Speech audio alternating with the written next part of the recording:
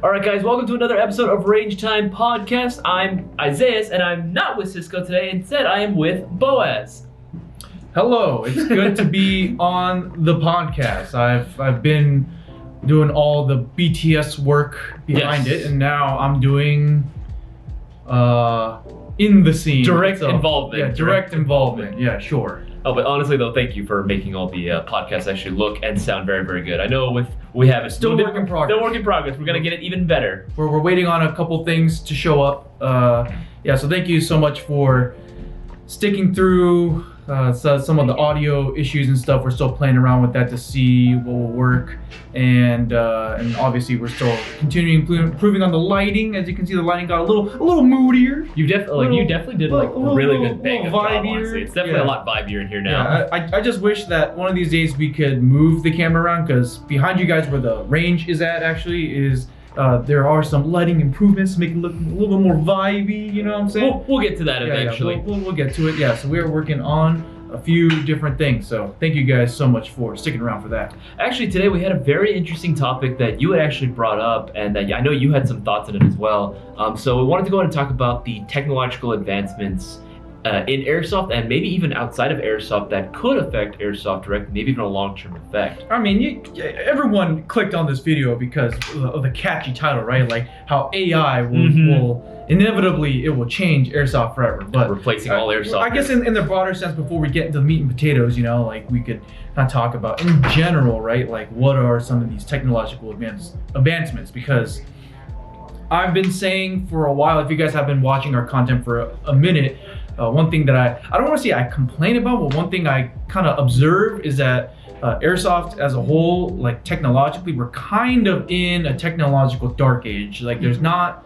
Do you think so? Yeah, there's not a ton of major groundbreaking innovations. Like for example, like if you go from like the 80s right into the 90s and then to the early 2000s, there were big leaps forward when it comes to Airsoft technology. Yeah. Such as like it completely, again, it changed the way the rotary the game hop-up was chamber played. itself. Something like that, or just a hop-up chamber. No, but like adjustable.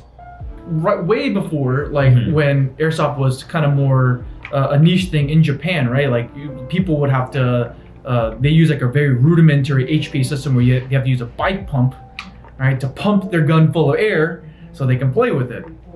And then hence came the modern gearbox, right? There are like a bunch of different things that the different companies tried, but eventually Tokyo Marine, they settled on the version 1 gearbox, which was the FAMAS, right? The version 1 gearbox, and that, just the innovation of the gearbox itself alone changed, right? It blew Airsoft up into like a mainstream thing. That became like the go-to it became system. The standard, because everyone stole that that design, right? And even when it comes to like a modern gas blowback pistol or a modern gas blowback rifle, stuff like that, it's really changed. And then the perfection of the HPA system with like Polar Star and Wolverine, right? In like the late 2000s, maybe early 2010s ish, right? We were around for that, right? And then it changed the way Airsoft is played. But past that, I mean, we're seeing a lot of incremental innovation. Okay. Right? So like what you said, rotary style hop-up units, that was a very niche thing that people only put on like very high performance guns, and then now that trickles down. Now everyone has a rotary hop-up unit. Or let's say even something like a MOSFET. We've had rudimentary MOSFETs. Like electronic trigger units back in the day. Yeah, way back in the day, right? Was it Burst Wizard? That's the name. Burst Wizard, Burst Kong. Do you remember that one? Yeah, something like that, right? So we've had very incremental changes, and like the whole idea of having a MOSFET, it kind of trickled down, right? It kind of trickled down. So now we're seeing a lot more, I guess it was called like affordable Airsoft guns, like this MGC4 Mark II sitting pretty right here. I mean, it's not, I wouldn't call it an affordable gun. I'd definitely say it's still a high-end gun, but MOSFET technology itself, it didn't really change the way Airsoft was played per se, but it just it just kind of bumped up the quality of life. But I'm saying just in general, right? Airsoft itself, even as a game, it's been played pretty much the same way. To be fair, like since fields have had the to beginning. come up with new rules to accommodate the like Yes. level of performance that each gun. Like you're saying, like the programmability, right? Like it Yes. didn't really change too much the way Airsoft is played. It can a little bit because even like Wildlands will say like if you have certain guns within a certain caliber that have a pre-installed ETU that can be programmable, you are allowed to go ahead and use burst fire. So I think fields are starting to warm up to the idea of like having not, because remember for a while it's just been semi only, Yes. unless you had like an LMG, and even then it was burst fire. But now that some fields seem to be a little more welcoming to the idea of burst functions in AEGs, maybe now that's eventually going to come down to rifles. Yeah. So I don't want to call myself like a futurist per se. Of Okay. Airsoft. I don't want to like futurist as in like, for example, like Elon Musk Yes, is a yes. futurist, right? So he has big visions about future and how society will change with technology. I'm not too much into that, but I just want to kind of talk about technology as a whole. Like when will the next golden age of Airsoft begin? So right now you're saying that we're kind of in a technological dark age with some incremental like Yeah. improvements, of Yeah. course. If you had to make a prediction for what you think the next step or the next big change would be, do you think it's just the replacement of the TM system altogether, or what do you think? I would say Okay. maybe question mark. But Bear in mind, this is all conjecture. yeah. But I'm saying not just with the airsoft guns, but how airsoft is played. So like one thing that I think is very interesting that we're in like the pre-stages of maybe some kind of technological breakthrough with how airsoft is played. Like for example, if you guys play at Desert Fox events, Okay. right, they use an app. Yeah, the Blue Force Tracker app. Yeah, the Blue Force Tracker app, which is basically, I don't want to say it's a knockoff, but it's inspired by modern military application like ATAC. Yeah. Right, ATAC. So they have a satellite view of the playing area. You can track your friendlies. You can track where like your objectives are. Right, like it's a very cool concept. If I remember correctly, it uses a mesh system as well, right? Very similar to ATEX. I think it uses Wi-Fi or something like that. I don't remember too clearly because back when I was playing DFE, I didn't use it. Yeah. Because I wasn't getting good reception anyway, or good signal or Wi-Fi. But I remember that the people who were using it, even like last year when I went again, they were still having some issues. I mean, granted, it's a new and experimental system. You got to work out all the bugs. Yeah, but I think the only way to solve it, honestly, is if they rent like a giant like server computer and wheel it out to the venue. To the venue themselves. Yeah, and so everyone connects to that server. I think that's like the easiest way, but that's a very expensive thing to do. Yeah.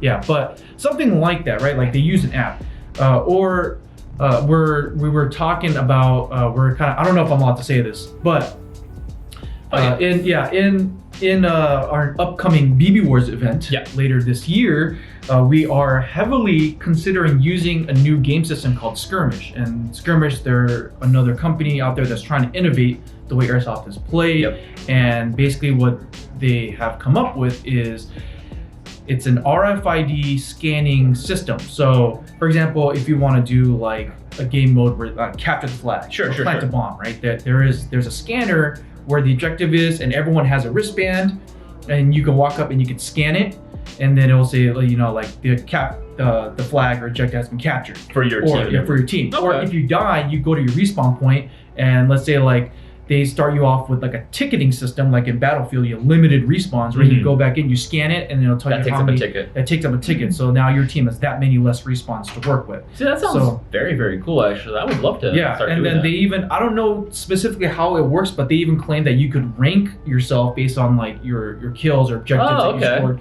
stuff like that. Like it's very interesting that they're evolving Airsoft as a game, and so they're trying to integrate these things to make it more trackable, more statistical. Definitely seems a lot more like reminiscent of like video games for sure. Like and that makes sense, right? You want to be able to go and keep track of all the information that you're being provided for the video game, whether it be how many tickets you have left, how many respawns maybe you could be allowed.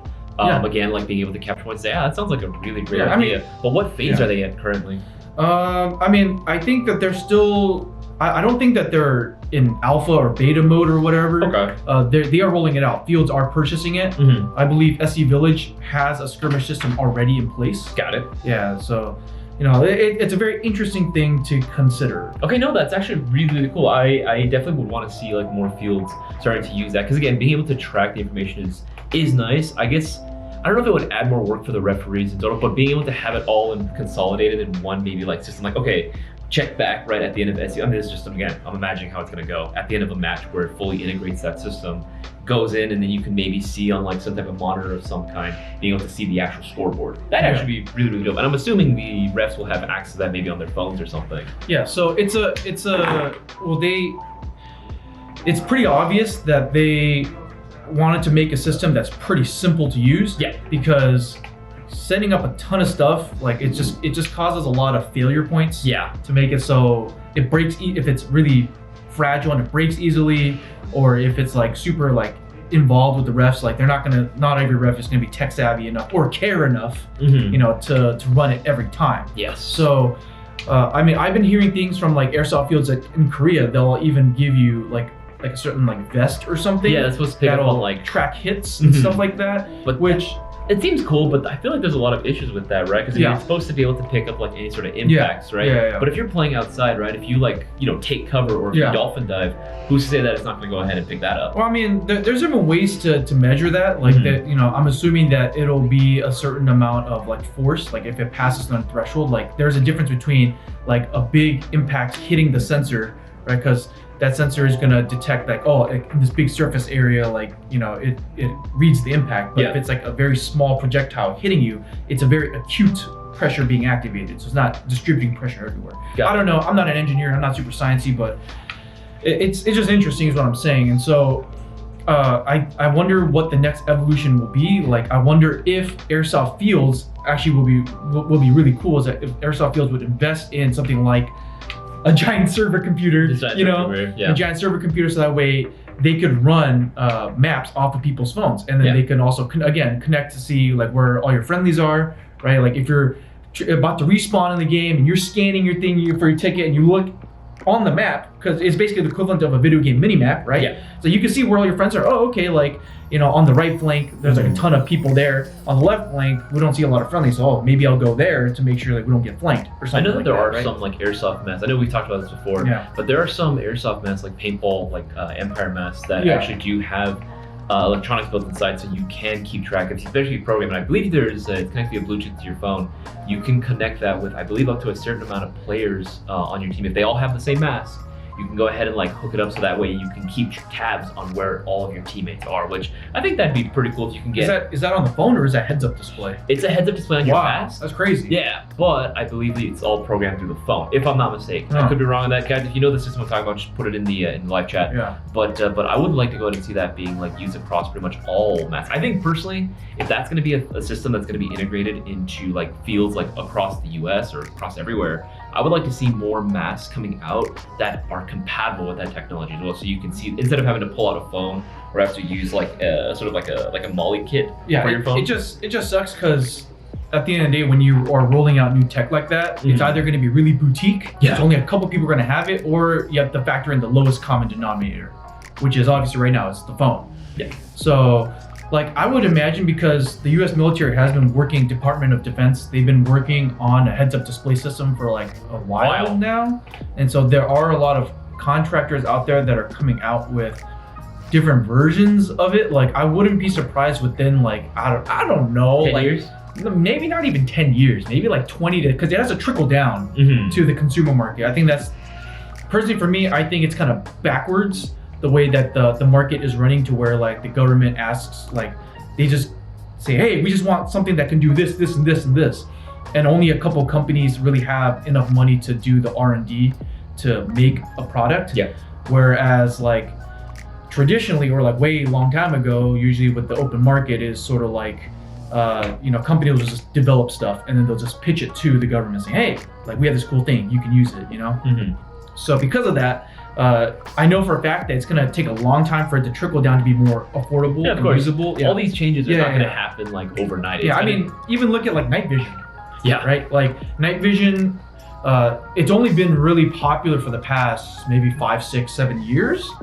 Like it's been trendy, especially on social media, because, finally night vision technology is becoming more widely available, like more cheaper to produce. right? Like if you imagine when night vision goggles first came out, like in Oy. like the 70s, 80s, Yeah.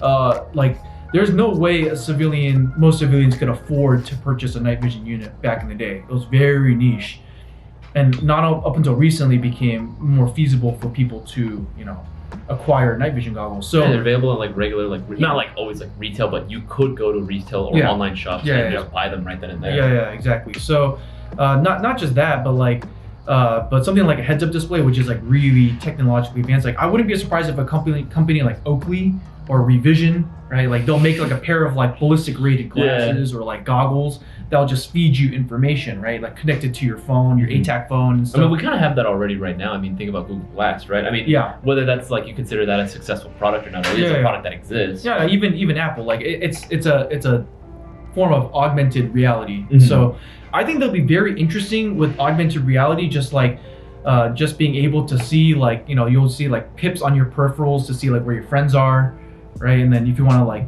use your phone to like pin a certain location on the field to be like, hey, the objective's right here, something that we're looking for. Because one thing I hate in Airsoft, my least favorite game mode in Airsoft is the tactical scavenger hunt.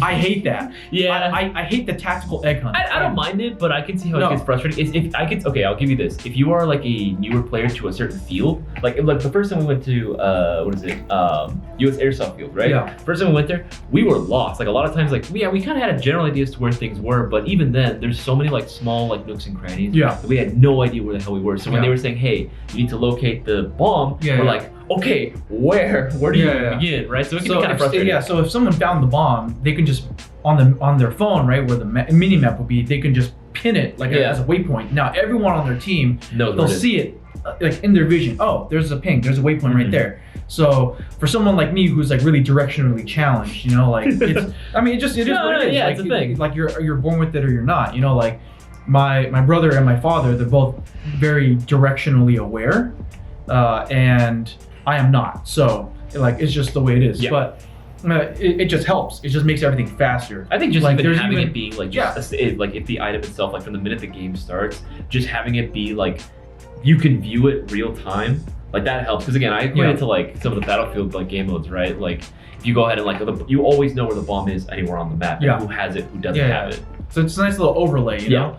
I'm even thinking that you could even integrate that with your phone. Like for example, like if you run like a plate carrier, let's say, right? You can put like, imagine you can put like a little sheet of something, right? Like an impact sensitive sheet of something, right? Like into your plate carrier or underneath your shirt or whatever you have. And every time you take a hit, it's registered to the whole system, whether it's your RFID, like objective scanning, like stat tracking thing, right? That's connected to your phone or something, and your HUD or whatever, from your glasses. It'll tell you, hey, you got shot, like in a vital area.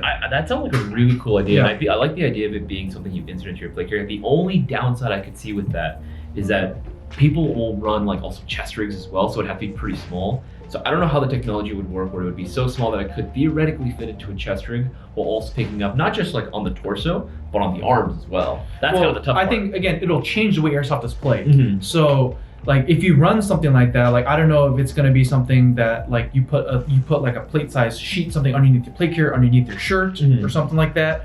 And then maybe like on the side where the vitals are, like maybe something that wraps around, you just wear it completely underneath. So do you think that at that point the games themselves, like on like an actual like playing them wise, like if you get hit on the arms, do you think that at that point field rules would have to change? So it's like, okay, if you get hit in the arms, it doesn't count, or same thing with legs? Yeah, because at the end of the day, you have something that tells you, you have information that's being like tracked on yourself and that's broadcasted, right? So like if an Airsoft field has a server, all the information gets relayed to the server, so the refs can know in real time so-and-so got hit. Yeah. Right? And then it'll tell you, like, hey, like you're hit, you're dead. Yeah. Go back to respawn. So I think it'll be interesting because, the rules would have to change. Like, like non-vital area, like arm, extremity shots don't count. Okay. Right? Like, and then shots to like your chest area, they count, Got it. It might change the way Airsoft's played. Yeah. So, just me spitballing for a little bit about that. I like that idea. Yeah. I like that idea, actually. Okay, so that is in regards to the actual game. Like, again, this is how the games themselves are going to be played. Do you think there's anything else like that you can see potentially that might affect the way, like technological advances that might affect the way Airsoft is played for the average player? Yeah, so I think just it's hard to figure out how to improve airsoft because we're all thinking within the box. Gotcha. And I think it's hard because we're making replica guns at the end of the day, so all the tech has to fit within the body of the gun. I guess my next question is like, when it comes to like playing airsoft, because we're all playing with 6mm plastic BBs, right? That is, at the end of the day, what is our ammunition that's going to be standard across the board. Do you think then that is going to change as well?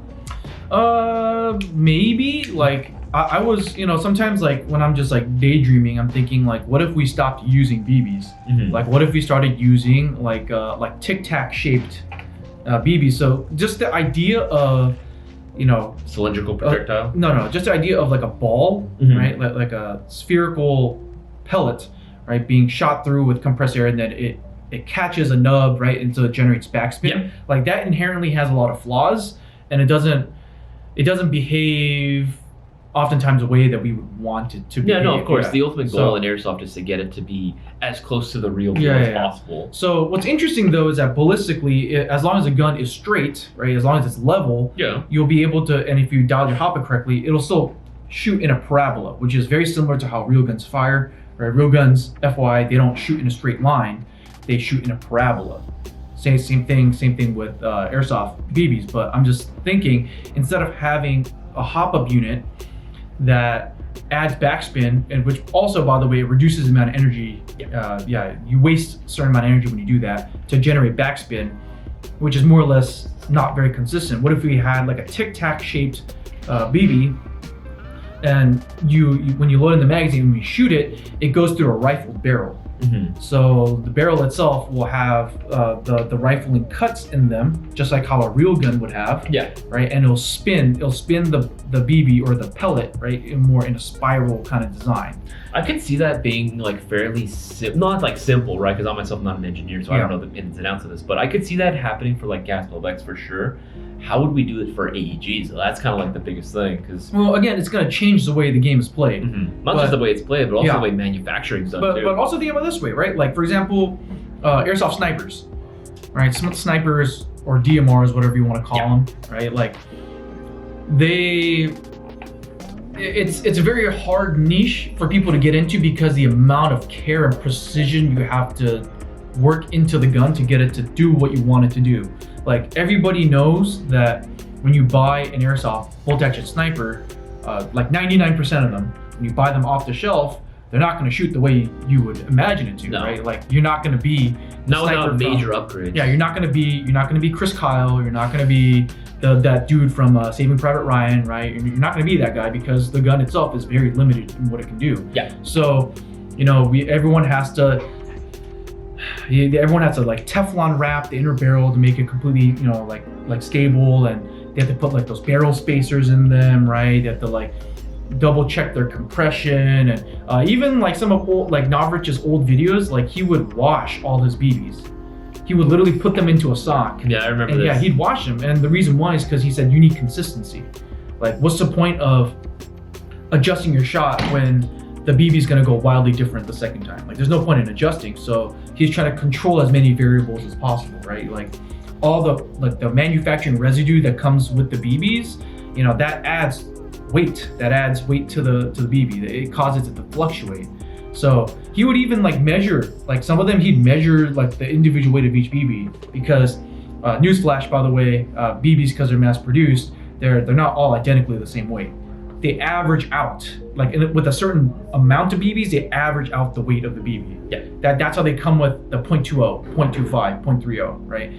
If it were that each BB was identically weighted to each other 1-to-1, we'd have completely, we'd have completely consistent shots, basically. So my main point about why I was talking about snipers and BB weight is that if we were to implement something like that to, let's say, an airsoft sniper, right? So you'd have a cylindrical BB. It's a way more aerodynamic, right? So it travels through the air better. So you're gonna get better long-term range, or longer range and accuracy, basically, right? And the BB is moving differently, so you can actually implement better, I guess you would say, like zeroing and like targeting, right? I think it'll work. And because it's a sniper, you're not going to carry like 120 rounds in a mag, right?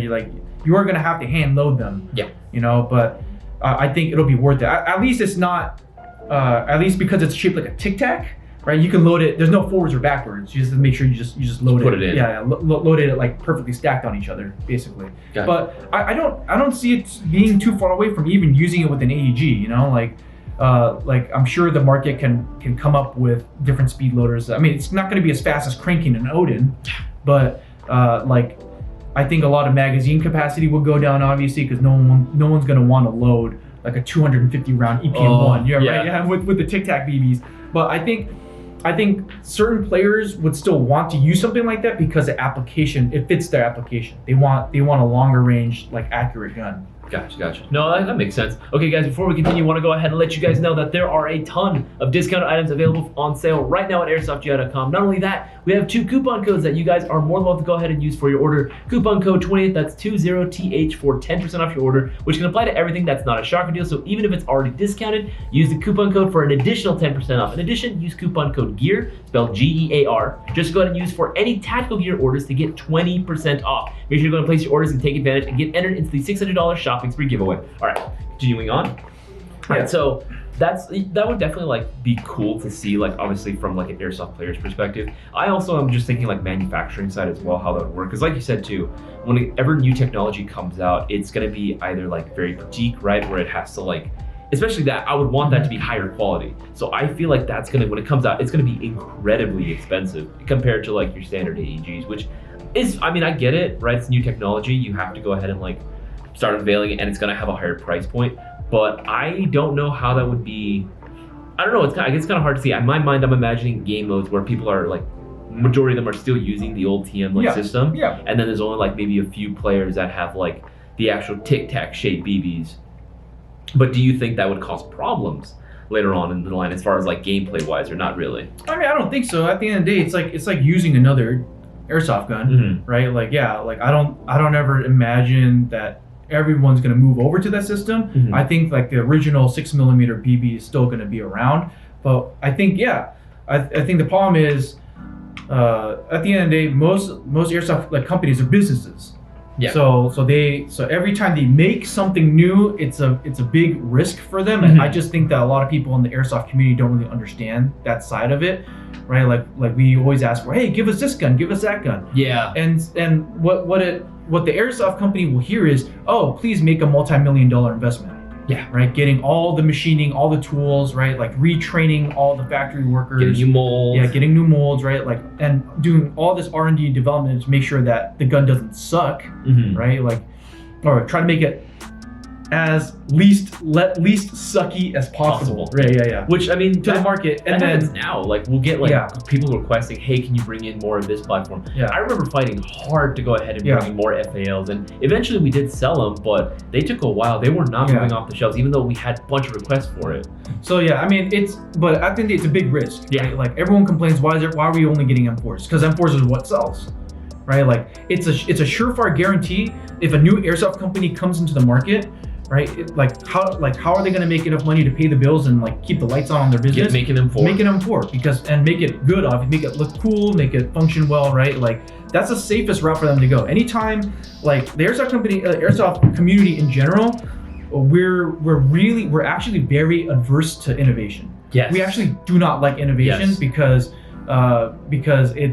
it's a hit or, it's scary. It's a hit or miss, right? So we know this too because we'll bring in guns that like, are slightly different, like gearbox wise or just function wise. G&G, right? Their G&G gas blowback pistols are solid. They're some of the best performing gas blowback pistols you can get on the market, right? And they are using a slightly different system compared to TM.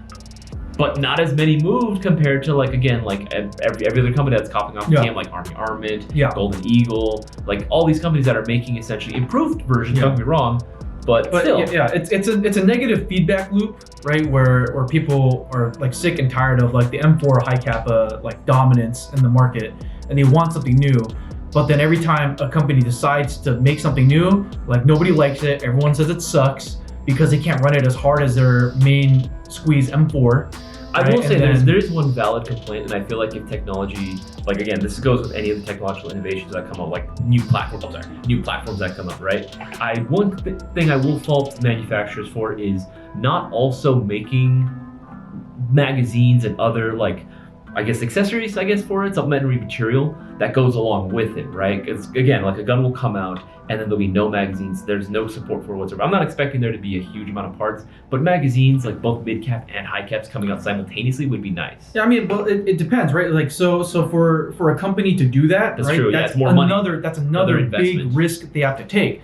So like when they make, for example, they make an FAL, right? Like there will be legit meetings, right, where people will do the research and be like, okay, how many potential airsofters are willing to buy this gun at this price, right? Think about the number. Who are those people, right? Are they going to be your average like field player that just wants another airsoft gun? No, of course not. Probably not, right? Like, for example, like Isaiah's, like he has a gun. He likes to collect guns, right? So he likes to have like all different kinds of cool looking airsoft guns.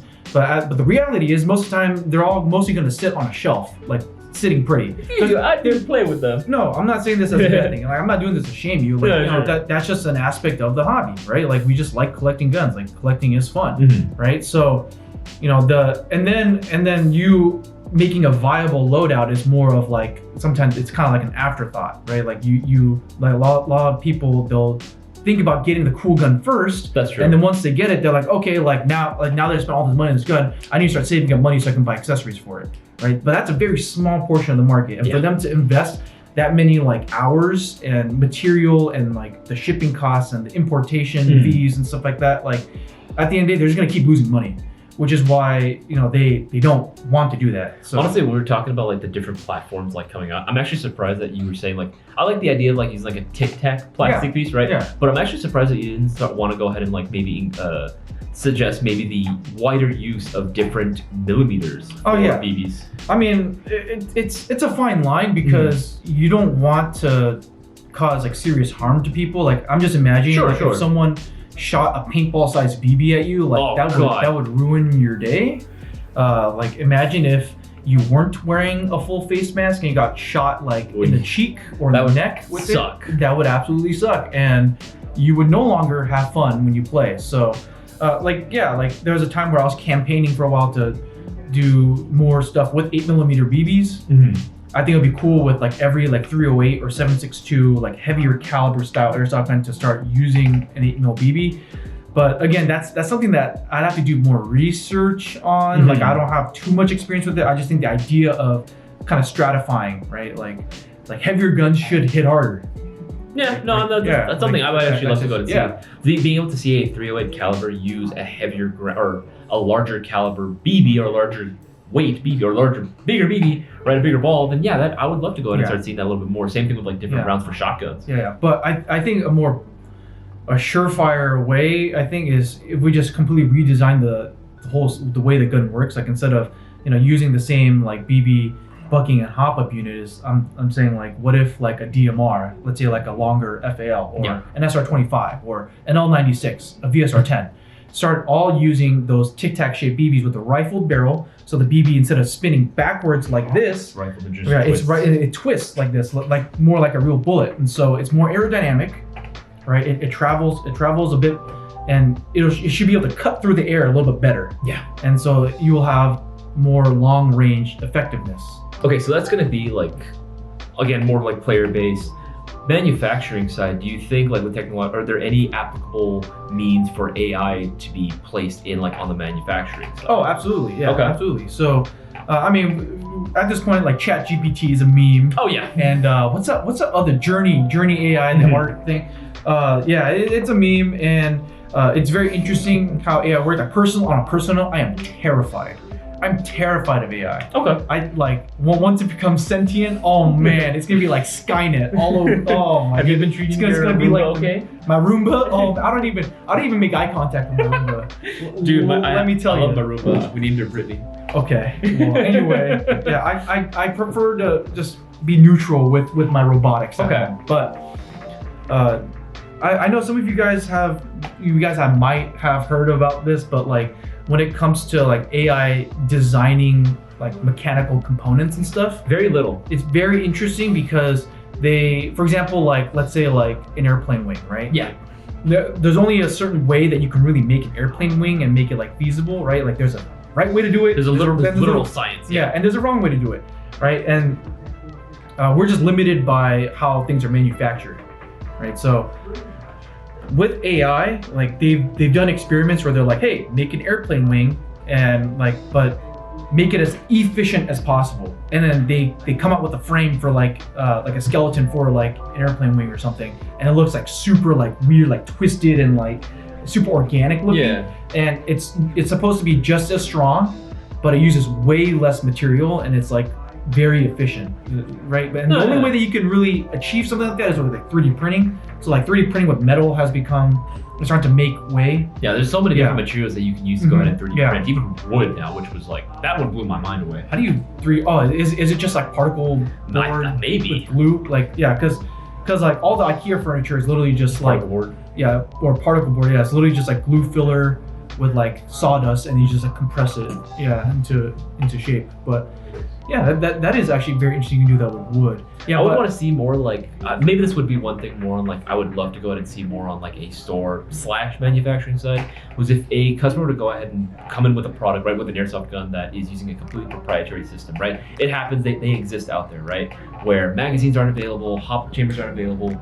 I would love to go ahead and be able to have a store use AI to, hey, design a pop-up chamber or design a new mid-cap magazine for this platform, right? Feed it all the information that it needs regarding the specifications of the gun itself, have it draw one up and just 3D print it, and it's made to order. I think doing that would actually be really cool. I think a lot of businesses could benefit from that. But I think hopefully, unfortunately, I think just due to the economy right now, like airsoft guns have been going up in price. Yeah. And it's not just airsoft, like most hobby-related things have been going up in price, which is anything being unfortunate. imported. Yeah, it hurts us directly. I feel the pain. But I think with AI, hopefully in the long run, it'll make airsoft cheaper.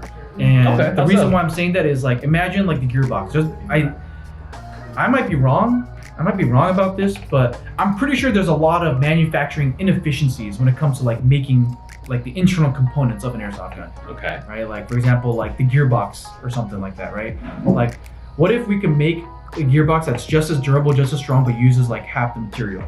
Right? That saves the material cost. To like make it a polymer too. That might actually be a little bit cheaper as well. Yeah, carbon fiber or like I don't know. Yeah, but something that we can have an AI make parts, like even like gears, right? Like what if we can make gears with 50% less material, but they're just as durable as traditional gear set, and it's like way lighter, right? Because it's using less material. Less material means less cost, right? And then you don't need an engine. Well, so sorry to the engineers.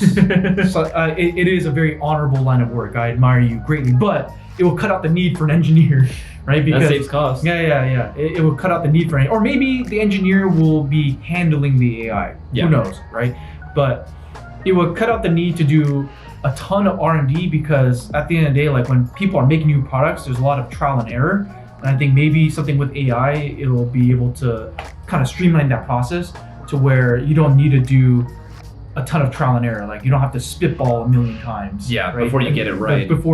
So think about all the time that you spend, like all the engineers that are, trying to make a new product, all those hours spent, that's money that a company has to spend because they're hired, right? So like, it's like that's like 6 months of work. Maybe that might be a year of work, right? Like that's a whole year's salary on a team of engineers, to make a new product. That are most of the time, they're not going to get it the first time. Versus an AI, you give it the information once, right? Make sure it's all correctly inputted, and it'll give you within like however long it takes to process. I mean, not even that, right? Like, we might not even give it correct information, but because the AI like they'll be able to like design parts. They'll have like files ready to go, CAD files, 3D print STL files, whatever we're going to be using, right? They'll give us the schematics for it like immediately, or not immediately, but way faster. Yeah. And so like instead of having all that where like you have to like come up with an idea, then you have to make drawings for it, right? And then you have to take it to see if it's like being like, if it's able to even be like manufacturable, like can you even make this with the machine, right? Like is it even possible? Then doing that, then testing it, then seeing like where the flaws are, then going back, you know what I'm saying? Yeah, like, it's a lot of back and forth. Process, it's a long process. Like if a computer to condense all that, going like, hi, I want to make, hello Chat GPT, I want to make a gearbox that blah, blah, blah, blah, that like is 50% lighter, but just as strong and less material and this and that. And they're like, okay, here it is, right here. Like here, I made a CAD file for you. I made an STL file for you. And then you print it out, and you test it, right? It cuts out a ton of work. So I guess the only downside of that too, like That sounds cool on one end. Obviously, you're getting rid of a lot of engineers at that point, but it is going to be saving costs that can help bring the price down even cheaper. I could honestly, though, I kind of see it to getting to a point where, I mean, you're kind of right about AI being a little scary, because I can imagine, like in the far, far, far future, right? Obviously, it's going to be a while before this happens, but I can totally see in the future, customers would come into the actual storefront, literally just type on a computer, hey, I want this gun, like literally build a gun that you want, right? Yeah.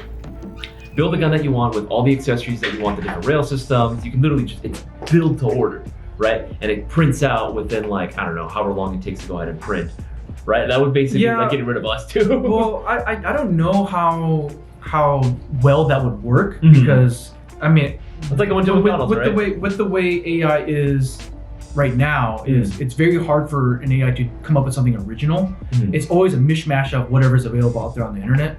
So I would say, like, even with engineers I think will still have a place. Like, the AI will still need to know like very specific things that only engineers would know, right? Like, it needs to have a tensile strength of this. It needs to have a load capacity of this. It needs to, you know, like that's all like engineer speak that the common man will not really understand. So, or be able to use it functionally.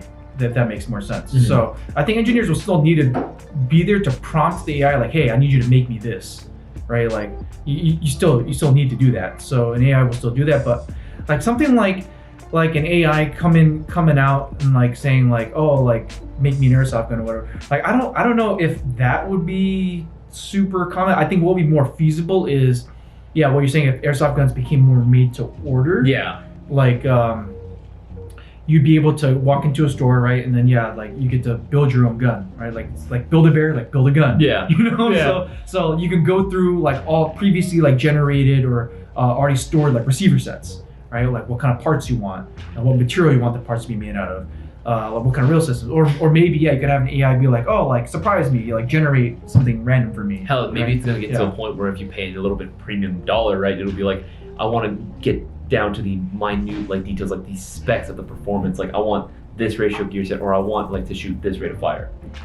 Yeah, but that would be difficult, but I'm not saying it's impossible either. Yeah, I mean it's just but that's more of a manufacturing thing, like how precise the tolerances are.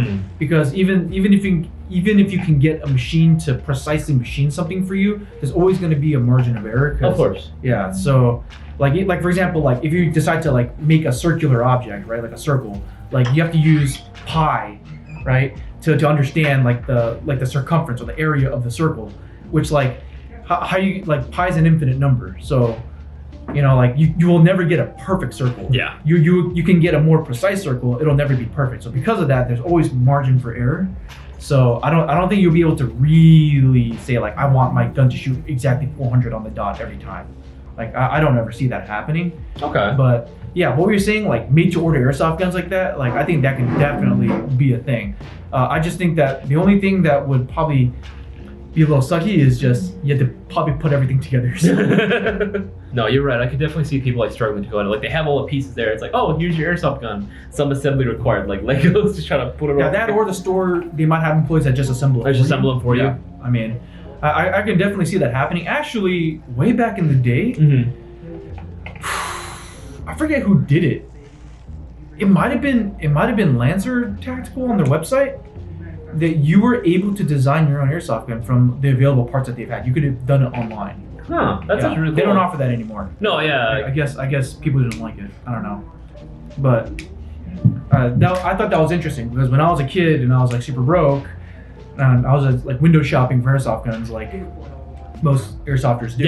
Yeah. Like I just stumbled on the website and I was like, oh, you get to build your own airsoft. Oh, what the? And so I was able to change out like colors of receivers, what kind of receiver, like what kind of rail system do I want, what kind of barrel length do I want, right? Like what kind of stock do I want? It was very limited because obviously back in the day, like Lancer Tactical did not have as many variety as it used to. Yeah, no, of course. But it was cool because it felt like to me I was making my very own, like legit custom gun. Yeah. Which I think maybe that'll come back. Who knows? But I think there's enough variety, honestly, on just most manufacturers, but especially LT. Like I totally see enough variety there from all different models and different variations, enough to go ahead and build a different gun entirely. I can totally see that being a thing again. Yeah, I don't know. Yeah, maybe we can pitch that to Lance Tactical again. It's like, hey, you guys have so many models now. Or just have people build your own. Yeah. Like they can just give us a kiosk, you know, and people can just walk in and just be like, doot, doot, doot, doot, doot. Oh yeah, I want this receiver. Just like McDonald's, man. These internals. I want, you know, like, but make it really simplified. Like what kind of gearbox do you want? You want a Gen 2 gearbox? You want a Proline gearbox? You want a Gen 3 gearbox? Get the Gen 3 gearbox. Yeah, Gen 3 with design arms MOSFET. You know, I want the 25K motor, the 19K motor, whatever. You basically want this then. You basically want this. You basically want it for. But what if you wanted something specific? Like, what if you wanted, you know, like a metal body but a polymer rail? Sure. Or like, or if you wanted the reverse. What if you wanted like a metal rail and a polymer? Hell, what if body? it gets to a point where it's like you were saying, right? There's so many different materials now that are available for 3D printing. What if it's like gets to a point where you can choose exactly the material you want it to be? If you wanted it to be like more, I'm not gonna say rubber, but like basically like almost like a rubber receiver. The material? Yeah, I can see that being a thing. I mean, at the end of the day, like you can definitely experiment with that. I mean, 3D printing in Airsoft is already huge. By the way, like Colts 3D right now, like they have a whole dedicated section to Airsoft. We had customs that were 3D printed. Yeah, no, there's a smoke shop like right around the corner of my house. They have a banner saying that they do Airsoft tactical printing. That is. And a smoke shop? I mean, they're figuring out different ways to make money. Like, I respect it. Yeah, you know, like, multiple streams of revenue. So I guess they have some like 3D printers in the back. That just reminds me of and you can just walk in with your STL file. Some of those businesses that I used to pass by where it was like a dentist, a donut shop. They also sold Chinese food. Yes. Actually, my brother's a big Chinese fast food enthusiast, and his favorite place to go is a donut shop that also sells Chinese food. Hell yeah. It's the best. Yeah. Okay, but what else do you think that AI could actually be implemented in as far as like Airsoft? Because we've talked about like from an Airsofter's point of view, like the actual players. We've talked about on a manufacturer side how it can be used obviously to help design better parts. Maybe makes other components. What else do you think? I think, you know what'd be crazy is if AI is able to detect like, for example, like Airsoft being a competitive sport. Okay, sure. Like it could help refs like crazy. Like imagine, I'm not saying like in a huge field. I don't think it's feasible to do it in a huge field, but imagine like in like a regulated CQB field, you have a camera. Yeah. You have cameras that look at all the players, and because you know like I think SpeedQB they require you to have a tracer unit. Yeah. So it's easier to see the hits, but instead of a ref doing it, which is kind of like it's faulty, you know, because of human error. Like if you could have an AI like monitor the players at all times to see like who gets hit and who. They're just coming after all our jobs, ain't they?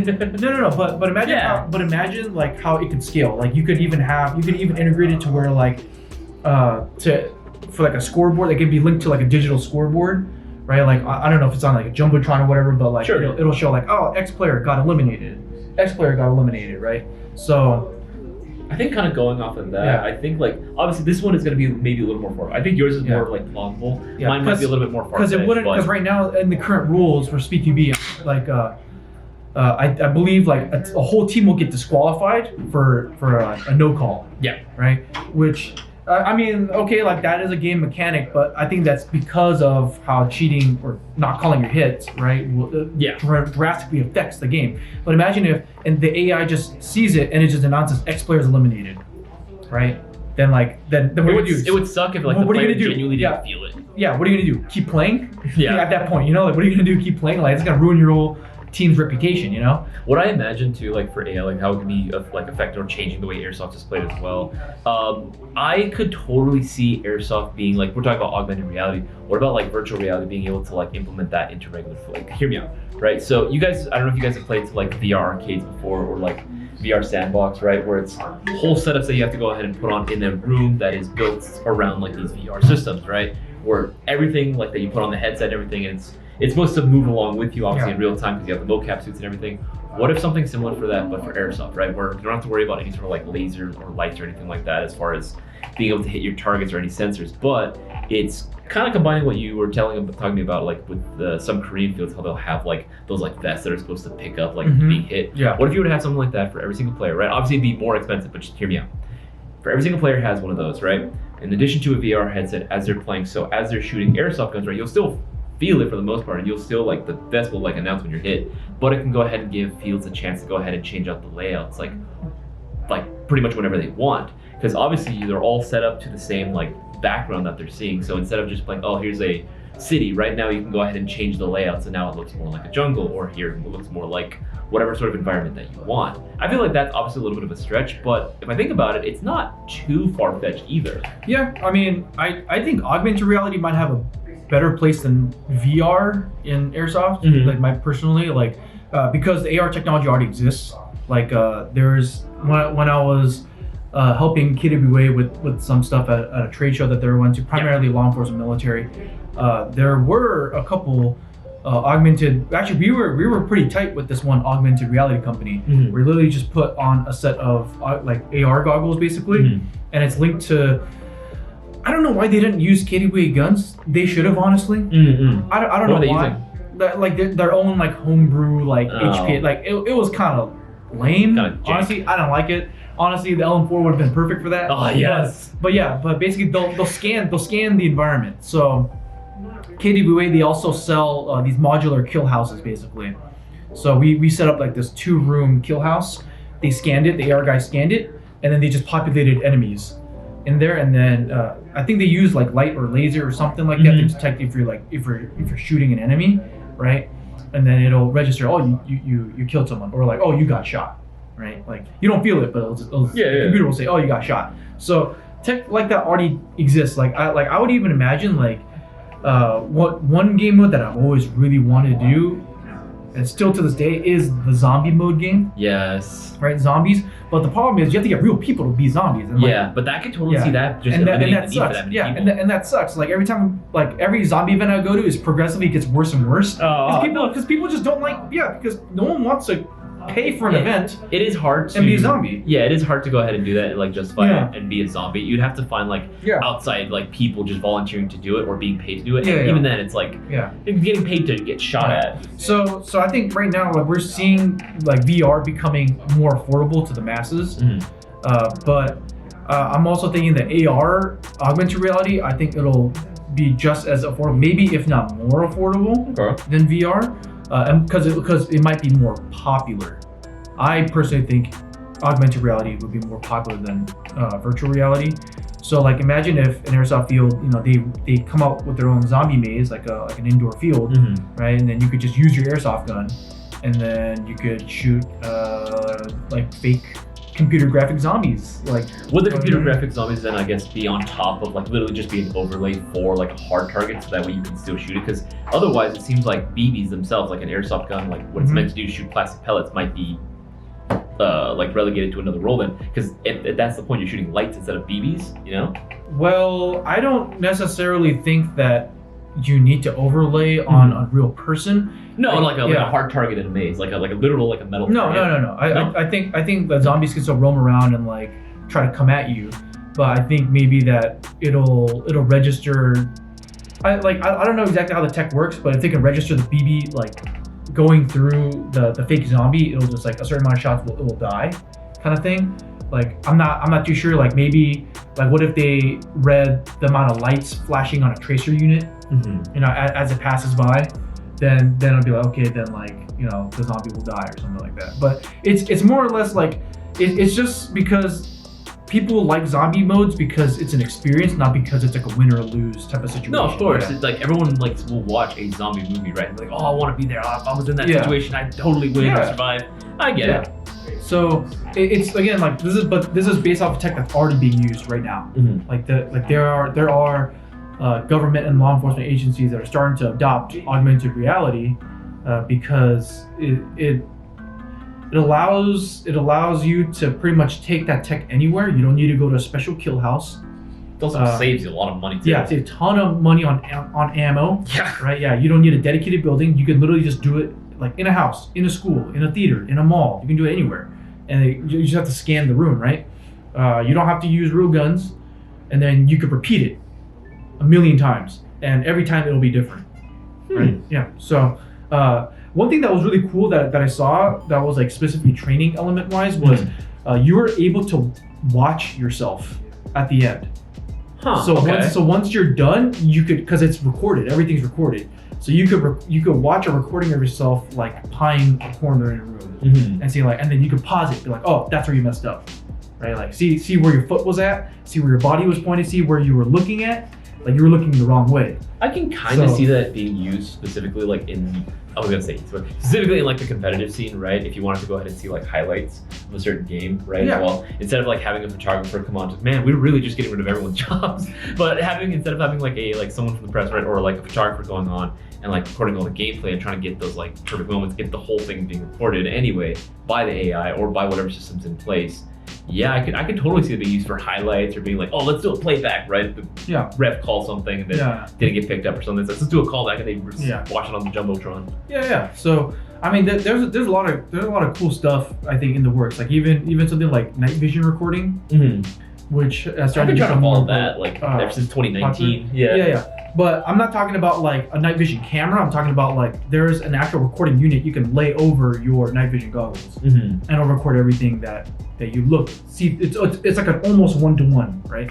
But even like content creators who are creating videos for Airsoft, it's a very complicated setup.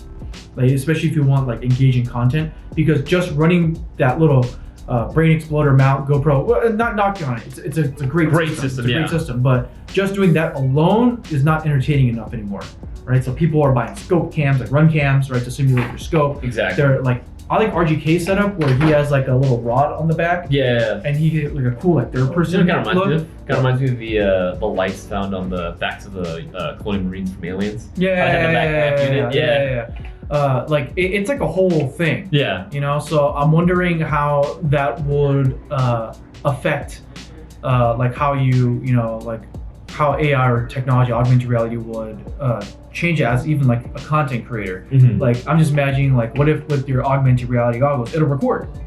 And if it records at a high enough resolution, if it has enough bit rate, you could zoom in after the fact to go, oh, like I was shooting at this guy, right? Because a lot of times, like when you shoot first person video, like one of the most annoying things that I found when I watch Airsoft videos, like, what the hell are they shooting at? Yeah, you can't always tell. Yeah, because the field of view, the viewing angle is so wide, like you can't really see what they're shooting at. Not unless you have like a zoom cam or something like that. Yeah. Or zoom cam, and even the zoom cam, like it's kind of janky. When you like have to like go ahead and like zoom in, like it's so freaking. But even from like a production standpoint, like it's kind of a nightmare because you have to now sync the zoom cam to your GoPro, right? Because once you leave that running, like you have to find that spot where you have to match up, right? When you lift the gun up and start shooting, you have to find the exact moment, like who are you shooting at, right? Yeah. Like it's kind of a nightmare.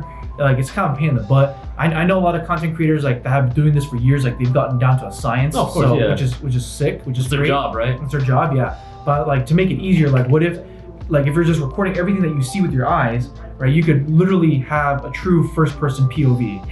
Yeah. So when you aim down your sight, you'll see the reticle, you'll see the target. You know, if you need to punch in, you can punch in digitally, right? Like if it has a high enough resolution, so it'll change the way content is made. I think seeing that just like as a heads-up display too, like just. And I mean like a legit heads-up display for like face masks, like kind of what I was saying earlier, right? Where you can have head masks that can integrate with whatever like system that a field might be using to go ahead and keep track of like whether it be points, tickets, objectives.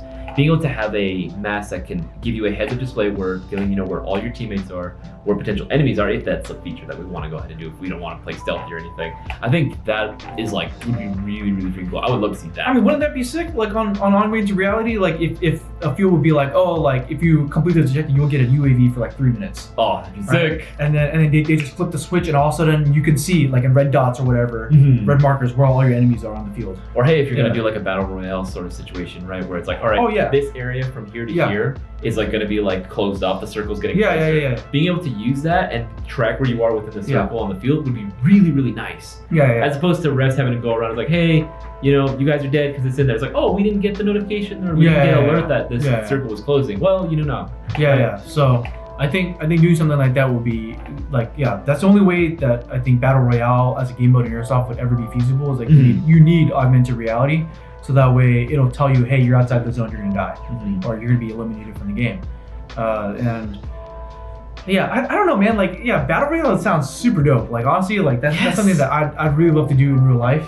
I guess the problem with like battle royale, the only problem I have with battle royale game modes is that like a lot of players, like especially if they're first time players or a lot of players that just, for lack of a better term, they're not that good, right? If they go onto the map and they play, they get out like immediately, right? That game's gonna continue going on for however long it takes until there's like one person left. And battle royale games can take a little bit of time. depending on how. Well, I mean, what Call of Duty has done is they did a mode called Resurgence. Yeah. So you get respawns, and like again, if you use something like Skirmish or some kind of system like that, a digital system connected to a server, right? Like you could respawn a certain amount of times. Yeah. Or for a time limit, it'll say like after this point respawns are disabled, right? So once you're out, you're out. So everyone still gets a decent amount of playtime, So I don't know, like it just kind of spitballing. Honestly, for me, like when I'm a customer playing an airsoft field, like a lot of times we play like longer single elimination games where like once you're out forever.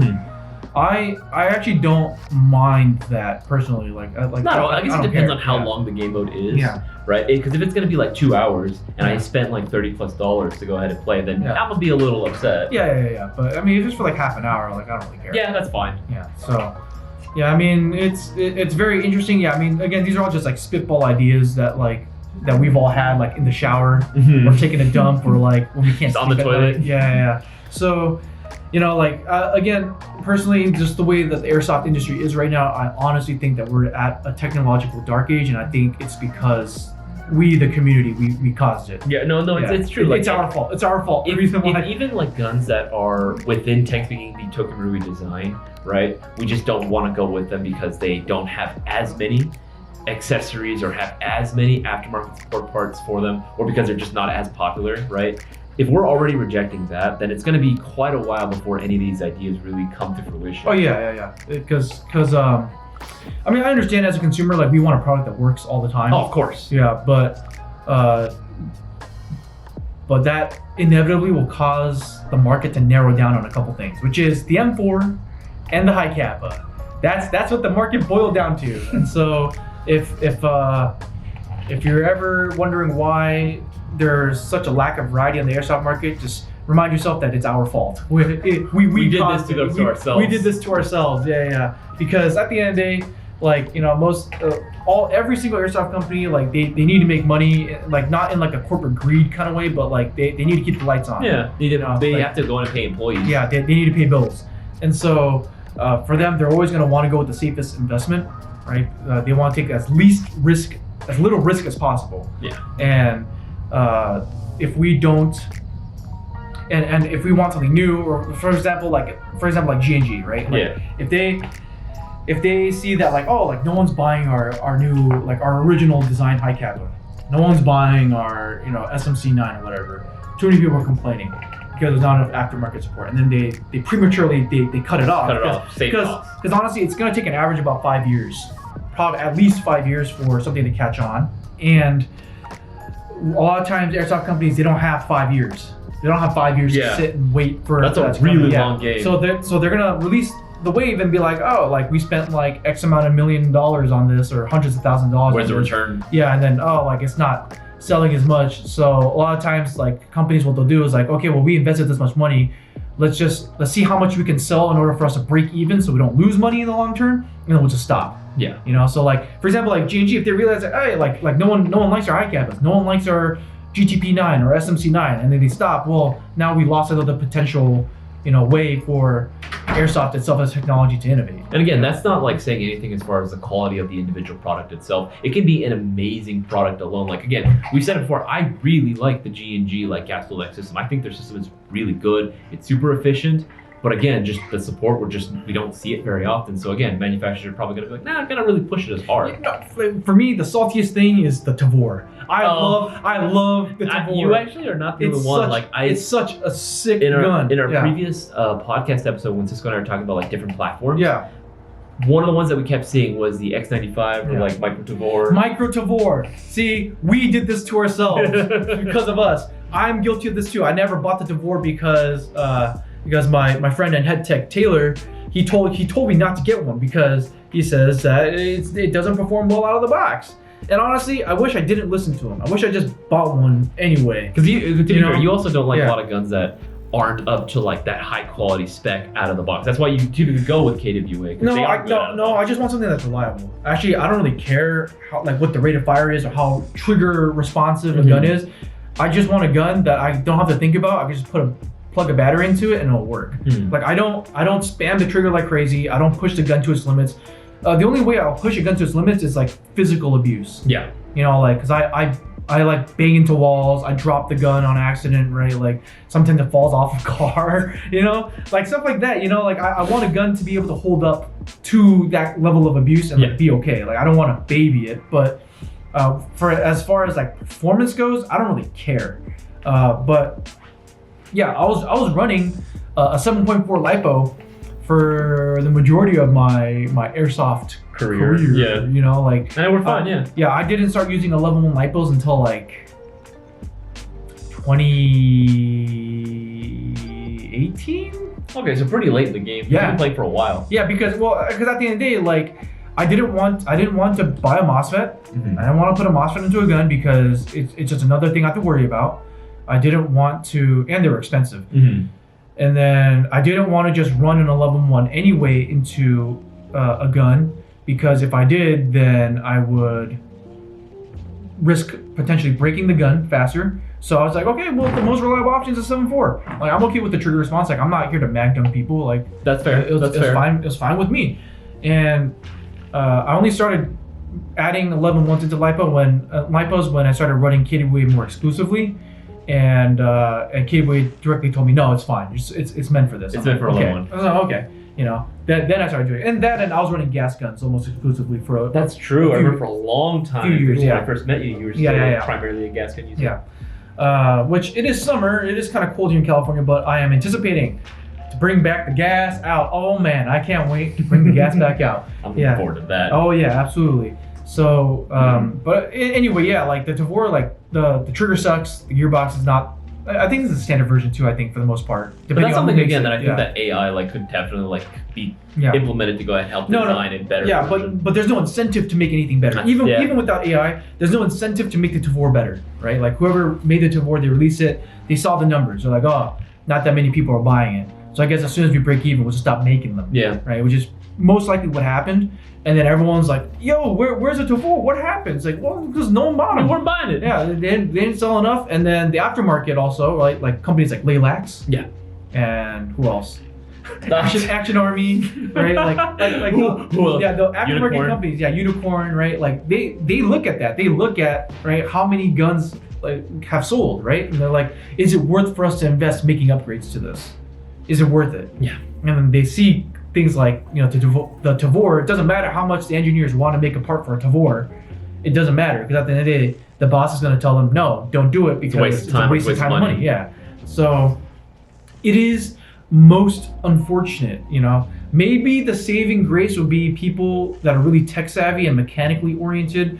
They might make 3D printing, because I know that's a thing. It is happening, where techs are custom making 3D printed parts for more obscure weapons. Yeah, no, that's what I mean. Like if a shop, right, could offer a service where it's like, hey, because again, there's still a plethora, a huge amount of like guns that are out there, even older guns that are using proprietary systems, right?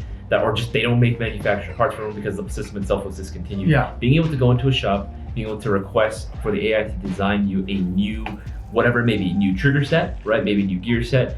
Maybe go a new tappet plate, whatever it may be, that's more durable than factory one to be made right then and there. It would probably be expensive, but I mean, it would probably be worth it for companies to do it, because again, the guns still exist out there. Yeah. So, yeah. Maybe hopefully with 3D printing, it would like the more I would say industrial use of 3D printing, because right now 3D printing is more just like a hobby. Yeah. It's not really adopted yet as like an acceptable mainstream way of like mass producing things. It's not quite there yet, but if the only company I know that off the top of my head that uses like literally moves or makes most of their shit because of 3D printing would probably be Tap Airsoft. Yeah, because all their products are 3D printed. Yeah.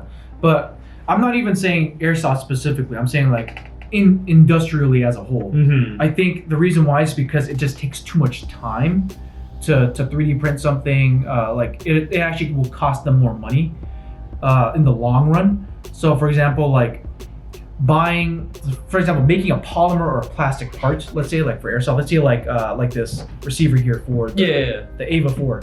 It will cost thousands of dollars, if not hundreds of thousands of dollars, to make a mold for it, right? And all the tooling required to do the injection molded polymer. It will cost more money up front, but in the long run, it'll pay for itself because they can crank these out like really fast. Whereas a 3D printer, like, yeah, it is cheaper upfront because printers are cheap, or cheaper than a mold. Yeah, right? yeah. Designing it is a lot easier and cheaper and more forgiving, but then the time it takes for the printer to make the actual receiver, it just costs too much money. Too much money. Yeah.